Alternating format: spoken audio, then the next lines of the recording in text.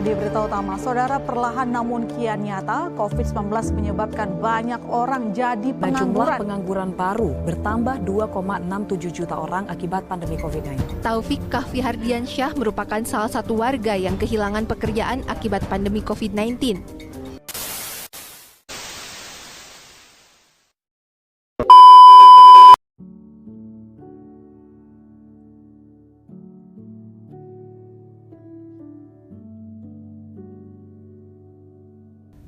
Pengangguran adalah masalah ekonomi yang sampai saat ini masih menjadi tantangan bagi Indonesia. Memangnya kenapa sih pengangguran menjadi sebuah masalah? Karena dengan adanya pengangguran, produktivitas dan pendapatan masyarakat akan berkurang, sehingga dapat menyebabkan timbulnya kemiskinan dan masalah-masalah sosial lainnya. Secara umum, pengangguran dapat diartikan sebagai seseorang yang tidak bekerja. Namun, bukan berarti semua orang yang tidak bekerja adalah pengangguran. Terkait ini, beberapa ahli pun mengeluarkan pendapatnya tentang definisi pengangguran. Misalnya, Sukirno di tahun 1994. Sukirno berpendapat bahwa pengangguran dapat diartikan sebagai situasi seseorang yang produktif bekerja dan ingin bekerja tetapi belum mendapatkan pekerjaan. Sementara orang yang tidak berusaha mencari pekerjaan dan tidak mendapatkan pekerjaan, maka tidak termasuk ke dalam pengangguran. Oke, itu adalah pendapat dari seorang ahli. Seorang ahli yang lain, yakni Sandy Dharmakusuma pada tahun 1998, mengemukakan pendapat yang lebih spesifik lagi. Menurutnya, orang yang menganggur dapat didefinisikan orang yang tidak bekerja dan secara aktif mencari pekerjaan selama 4 minggu sebelumnya, sedang menunggu panggilan kembali untuk suatu pekerjaan setelah diberhentikan, atau sedang menunggu melapor atas pekerjaan yang baru dalam waktu 4 minggu. Mungkin itu saja. Sekarang, mari kita simpulkan. Menurut kelompok kami, pengangguran dapat didefinisikan sebagai angkatan kerja di rentang usia 15 tahun sampai 65 tahun yang sedang mencari pekerjaan namun belum diterima kerja. Sementara seseorang yang tidak mencari pekerjaan dan tidak bekerja, maka bukan termasuk pengangguran. Bagaimana? Apakah Anda setuju atau memiliki pendapat yang lain? Silahkan komen di bawah ya. Tapi tunggu. Setelah mengetahui definisi pengangguran, tahu nggak sih apa itu yang menjadi penyebab pengangguran? Umumnya, pengangguran disebabkan oleh laju pertumbuhan penduduk yang tinggi tetapi tidak diimbangi oleh lapangan pekerjaan yang luas. Tak hanya itu, terdapat beberapa faktor yang juga menjadi penyebab pengangguran, seperti yang pertama, rendahnya pendidikan. Pendidikan yang rendah akan menyebabkan kurangnya keterampilan dan pengetahuan, sehingga orang yang berpendidikan rendah akan kalah saing dengan yang berpendidikan tinggi dan pada akhirnya akan menjadi pengangguran. Yang kedua, kemajuan teknologi. Kemajuan teknologi yang sangat pesat menyebabkan munculnya mesin-mesin canggih yang dapat memudahkan pekerjaan manusia, sehingga tenaga kerja banyak yang tergantikan oleh mesin-mesin tersebut. Yang ketiga, mahalnya biaya produksi. Mahalnya biaya produksi memaksa sebuah perusahaan untuk meminimalisirkan pengeluaran. Salah satunya yaitu dengan mengurangi tenaga kerja dan menurunkan upah buruh. Yang keempat, mentalitas yang lemah. Tidak beraninya seseorang untuk memulai bisnis dan menjadi entrepreneur karena tingkat risiko yang tinggi. Saat ini, pengangguran diperparah dengan pandemi COVID-19, di mana angka pengangguran naik drastis. Pembatasan bersosial menyebabkan beberapa perusahaan tidak beroperasi secara maksimal. Banyak juga pekerja yang terkena PHK karena pendapatan perusahaan terhambat. Di sisi lain, jumlah penduduk terus meningkat. Itu dia penyebab terjadinya pengangguran. Selanjutnya, kita akan membahas jenis-jenis pengangguran. Pengangguran dapat diklarifikasikan menjadi beberapa jenis, yaitu yang pertama, pengangguran berdasarkan sifatnya. Berdasarkan sifatnya, pengangguran dapat dibedakan menjadi 4, yaitu 1. Pengangguran terbuka.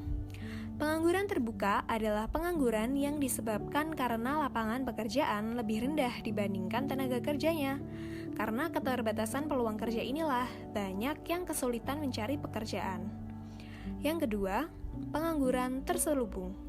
Sementara, yang dimaksud dengan pengangguran terselubung adalah pengangguran yang terjadi karena jumlah pekerja lebih banyak daripada tenaga yang diinginkan oleh penyedia atau perusahaan.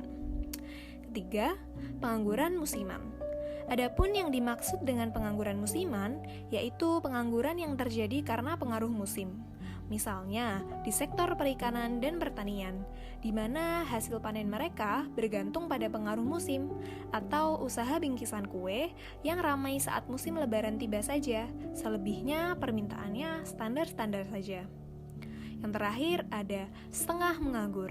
Ada juga yang disebut dengan setengah menganggur, yaitu pengangguran yang terjadi karena tenaga kerja tidak sepenuhnya tidak bekerja. Dikatakan setengah menganggur karena jam kerja mereka lebih rendah daripada standar umumnya orang bekerja. Yang kedua, pengangguran berdasarkan penyebabnya. Berdasarkan penyebabnya, pengangguran dapat dibedakan menjadi 4, yaitu 1. Pengangguran normal atau friksional. Pengangguran normal atau friksional dapat terjadi karena dipengaruhi faktor internal si pelamar kerja yang menginginkan gaji yang lebih baik daripada gaji pekerjaan sebelumnya. Ada pula yang mengartikan bahwa pengangguran friksional adalah upaya seseorang untuk mencari pekerjaan yang sesuai dengan kapasitas dan keterampilannya agar mendapatkan gaji yang lebih tinggi. 2. Pengangguran siklikal. Pengangguran siklikal adalah macam pengangguran yang terjadi akibat kegiatan ekonomi yang mengalami penurunan akibat permintaan pasar atau permintaan agregat. Sesuai dengan namanya, pengangguran struktural terjadi akibat terjadinya perubahan struktural kegiatan ekonomi. Pengangguran struktural dapat dipengaruhi oleh perubahan teknologi dan perubahan permintaan pasar. Perusahaan yang tadinya sukses sekarang tidak lagi menarik bagi konsumen, sehingga pihak perusahaan harus mengurangi tenaga kerja. 3. Pengangguran teknologi. Sementara, yang dimaksud dengan pengangguran teknologi adalah pengangguran yang diakibatkan oleh perusahaan yang lebih memilih menggunakan mesin dibandingkan dengan mempekerjakan tenaga kerja. Dalam situasi ini, perusahaan diuntungkan dengan mesin yang mampu bekerja akurat dengan hasil yang memuaskan tanpa harus menggajinya. Namun, di sisi lain, peluang tenaga kerja menjadi semakin sempit karena semua pekerjaan telah tergantikan oleh mesin. Fenomena pengangguran dapat berdampak kepada lingkungan sekitar ataupun diri seseorang yang menganggur. Adapun, dampak dari pengangguran antara lain adalah sebagai berikut. Yang pertama, meningkatnya angka kriminalitas. Salah satu faktor pendorong seseorang untuk bersikap kriminal adalah berkenaan dengan keadaan ekonomi. Contohnya, seperti tidak punya uang, membutuhkan uang, terlilit hutang, dan lain-lain. Seperti yang kita ketahui, bahwa menganggur akan memberikan dampak buruk terhadap perekonomian seseorang karena ia tidak memiliki penghasilan sama sekali. Beberapa tindakan kejahatan seperti pencurian, penjamretan, penipuan, perampokan, bahkan sampai pembunuhan tidak sedikit yang disebabkan oleh faktor ekonomi. Dan mungkin saja, para pelaku kejahatan tersebut adalah seseorang yang menganggur dan membutuhkan uang. Lalu dampak yang kedua adalah dapat memunculkan konflik antara warga negara dengan pemerintah. Pengangguran dapat menyebabkan warga negara berkonflik dengan pemerintah. Konflik warga negara dengan pemerintah ini berwujud pada menurunnya rasa kepercayaan. Rakyat menganggap pemerintah tidak mampu membuka lapangan kerja yang baru. Selain itu, pemerintah juga dianggap tidak dapat memenuhi kebutuhan pokok rakyatnya. Hal yang demikian akan mengakibatkan terjadinya konflik serta krisis kepercayaan dari rakyat kepada pemerintah. Dampak yang ketiga adalah menyebabkan kesenjangan kesempatan bekerja. Pengangguran dapat menyebabkan terbukanya kesenjangan kesempatan bekerja. Contoh kasus yang sering terjadi di Indonesia adalah ketika sebagian orang yang memiliki koneksi dengan petinggi atau pejabat dari suatu perusahaan akan mendapatkan kesempatan bekerja yang lebih tinggi dibandingkan dengan mereka yang tidak memiliki koneksi. Hal yang seperti ini dapat memicu rasa iri atau bahkan dapat menyebabkan seseorang merasa tidak diperlakukan dengan adil. Dampak yang keempat adalah dapat menyebabkan seseorang kehilangan keahlian dan menurunnya daya saing. Pengangguran dapat menyebabkan seseorang kehilangan keahlian atau keterampilannya karena ia tidak menggunakan keterampilan yang dimiliki.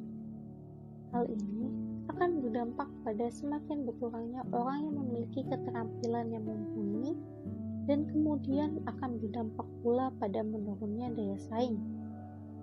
Lalu, dampak yang terakhir adalah meningkatnya angka kemiskinan dan kesenjangan sosial. Pengangguran dapat membuka angka kemiskinan menjadi meningkat. Seseorang yang menganggur tentu saja tidak memiliki penghasilan, dan jika seseorang tidak memiliki penghasilan, maka ia akan kesulitan untuk memenuhi kebutuhan hidupnya. Kesenjangan sosial merupakan dampak yang berkelanjutan dari meningkatnya angka kemiskinan. Dan jika masalah ini dibiarkan dalam jangka waktu yang lama, hal ini dapat memicu munculnya masalah-masalah yang lain. Dengan jumlah total penduduk sekitar 260 juta orang, Indonesia adalah negara berpenduduk terpadat keempat di dunia, setelah China, India, dan Amerika Serikat. Selanjutnya, negara ini juga memiliki populasi penduduk yang muda karena sekitar setengah dari total penduduk Indonesia berumur di bawah 30 tahun.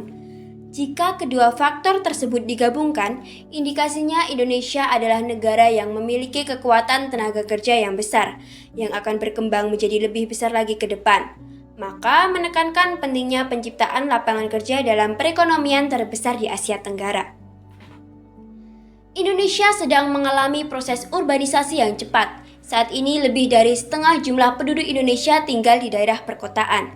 Di satu sisi, ini adalah perkembangan positif, karena urbanisasi dan industrialisasi diperlukan untuk tumbuh menjadi negara yang berpenghasilan menengah atau disebut middle income country. Di sisi lain, proses ini perlu disertai dengan penciptaan lapangan kerja yang memadai di kota-kota. Oleh karena itu, investasi baik domestik maupun asing perlu meningkat di daerah perkotaan yang sudah ada atau daerah urban yang baru. Dengan demikian, pemerintah Indonesia harus membuat iklim investasi lebih menarik sehingga menghasilkan lebih banyak investasi. Kalau kita melihat pengangguran di perkotaan dan pedesaan di Indonesia, maka kita dapat melihat bahwa pengangguran secara signifikan lebih tinggi di daerah perkotaan dibandingkan dengan daerah pedesaan. Yang tidak kalah menariknya yaitu kesenjangan antara pengangguran perkotaan dan pedesaan melebar selama 4 tahun terakhir, karena pengangguran pedesaan telah menurun lebih cepat daripada pengangguran di perkotaan. Penjelasan untuk tren ini adalah bahwa banyak orang pedesaan pindah ke daerah perkotaan dalam rangka mencari peluang kerja. Isu-isu penting yang merupakan tanggung jawab pemerintah adalah penguatan sumber daya manusia Indonesia. Sumber daya manusia mengacu pada pengetahuan, pengalaman, dan keterampilan seorang karyawan. Kualitas sumber daya manusia lokal dapat ditingkatkan melalui peningkatan kualitas pendidikan dan layanan kesehatan. Saat ini, banyak perusahaan mengeluh bahwa sumber daya manusia Indonesia terlalu lemah. Ini berarti bahwa investor lebih suka berinvestasi di negara lain, di mana kualitas pekerja lebih tinggi, sehingga menyebabkan hilangnya peluang dalam hal menciptakan lapangan kerja di Indonesia. Pengangguran bukan lagi masalah pribadi namun menjadi masalah bersama yang harus diatasi baik pemerintah, perusahaan, organisasi, dan masyarakat sekitar. Menurunkan angka pengangguran menjadi pekerjaan rumah yang harus diselesaikan bersama untuk meningkatkan kinerja ekonomi negara. Tingkat pengangguran itu dihitung dengan cara membandingkan jumlah pengangguran dengan jumlah angkatan kerja yang dinyatakan dalam persen. Padahal di era pembangunan seperti ini harusnya tingkat pengangguran bisa berkurang karena lapangan kerja yang diciptakan sangat banyak. Karena pengangguran merupakan kondisi yang memprihatinkan dan dapat membahayakan perekonomian suatu negara, maka harus dilakukan pencegahan dengan beberapa usaha untuk mengatasi pengangguran, juga cara mengatasi pengangguran atau paling tidak untuk mengurangi angka pengangguran yang ada. Hal ini dapat dilakukan dengan kerjasama pemerintah, lembaga terkait, pengusaha, instansi, dan masyarakat. Solusi yang dilakukan agar dapat mengurangi angka pengangguran ini setiap tahunnya akan semakin sulit seiring meningkatnya para pencari kerja, kebutuhan perusahaan, munculnya sumber daya mesin yang semakin canggih dari tahun ke tahun. Kebijakan pemerintah dan hal-hal lain tentunya juga pasti akan mempengaruhi besarnya angka pengangguran. Setiap waktu harus diperbaharui agar selalu update dengan keadaan kenyataan yang ada. Berikut beberapa cara mengatasi pengangguran yang bisa dilakukan untuk menangani masalah pengangguran yang ada, yaitu yang pertama, membuka lapangan kerja sebanyak-banyaknya. Dengan meningkatkan lapangan kerja, maka akan sangat banyak sekali para pencari kerja yang datang melamar. Maka bila lowongan pekerjaannya banyak, bisa lebih memberikan peluang bagi pencari kerja untuk diterima. Yang kedua, menempatkan pencari kerja ke tempat yang sesuai kemampuan. Ini bisa dimulai sejak proses rekrutmen sampai saat penempatan. Dengan menempatkan pekerja di bagian dan wilayah yang tepat, maka akan membuat pekerja semangat dan loyal pada perusahaan. Pemerataan pekerja di berbagai bidang akan membuat pekerjaan lebih mudah dilakukan dan para pekerja juga akan lebih cepat mengerjakannya, sehingga membuat efektivitas pekerja. Tidak akan ada pengangguran hanya karena salah penempatan. Yang ketiga, melatih para pekerja untuk memiliki jiwa entrepreneur dan membuka usaha sendiri. Seringkali banyak yang bilang kalau membuka usaha sendiri itu membutuhkan modal, padahal saat ini dengan digitalisasi banyak yang tanpa modal hanya menggunakan online. Selain itu, dengan mengarahkan pekerja untuk membuat usaha atau proyek karya sendiri yang sesuai passion dan keahlian pekerja akan membuat pekerja lebih nyaman berwirausaha. Yang keempat, penyuluhan di masyarakat tentang teknologi dan hubungannya dengan perekonomian. Banyak orang yang menganggap pengangguran yang terjadi adalah kewajiban pemerintah mengatasinya, padahal sebenarnya dalam diri pencari kerja harus lebih mengerti tentang mengatur keuangan atau teknologi yang semakin marak digunakan saat ini. Yang kelima, training dan pelatihan sertifikasi untuk para calon pekerja. Para pekerja haruslah menjadi yang terbaik untuk melakukan pekerjaannya. Keahlian yang dimiliki harus diasah sedemikian rupa agar dapat digunakan untuk tempat dia bekerja. Hal ini harus sesuai dengan komitmen agar sumber daya manusia menjadi optimal. Karena itulah keahlian memerlukan training dan pelatihan yang berhubungan dengan pekerjaan masing-masing.